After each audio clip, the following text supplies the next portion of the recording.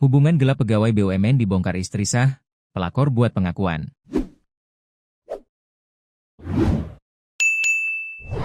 Hubungan gelap pegawai BUMN dibongkar langsung oleh istri sah, hingga sosok pelakor ikut muncul dan menyampaikan pengakuan. Kasus ini ramai dibicarakan setelah sang istri membuka semuanya ke publik. Cerita itu datang dari seorang ibu dua anak, Jane NU, yang mengaku memergoki perselingkuhan suaminya dengan wanita berinisial SS. Ia tak lagi menutup-nutupi, bahkan memilih membagikan bukti yang dimilikinya. Dikutip dari tribunjateng.com, yang bikin publik makin geger, kedua orang yang disebut dalam kasus ini diduga sama-sama bekerja di lingkungan BUMN. Suaminya disebut berada di sektor keuangan, sementara wanita yang diduga selingkuhan bekerja di sektor energi. Jane membongkar dugaan perselingkuhan itu lewat akun Instagram Vanilla Jane 26. Unggahannya langsung ramai dan menyedot perhatian warganet. Terima kasih atas 10 tahunnya, tulisnya singkat, menyiratkan kekecewaan setelah 1 dekade membina rumah tangga.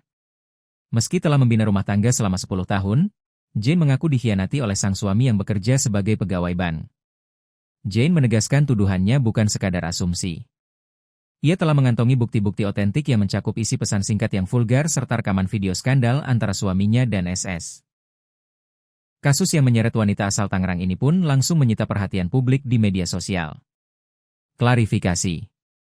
Kemudian SS yang mengenakan masker dan kerudung diduga membuat klarifikasi melalui akun Instagram stnd222.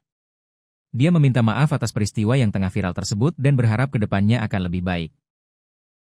Terkait hal yang beredar itu terdapat khilafan dari diri saya, untuk itu saya menyampaikan penyesalan atas peristiwa tersebut, ujarnya dalam video yang diposting Selasa, 5 Mei 2026, ini. Sehubungan dengan itu, dia membantah merupakan pekerja dari BUMN, melainkan pegawai alih daya yang ditempatkan di sana. Sehubungan dengan itu, kontrak saya sebagai pegawai alih daya yang bertugas di BUMN sudah berakhir. Saya juga menyampaikan permohonan maaf atas dampak dan ketidaknyamanan kepada perusahaan, ujar dia.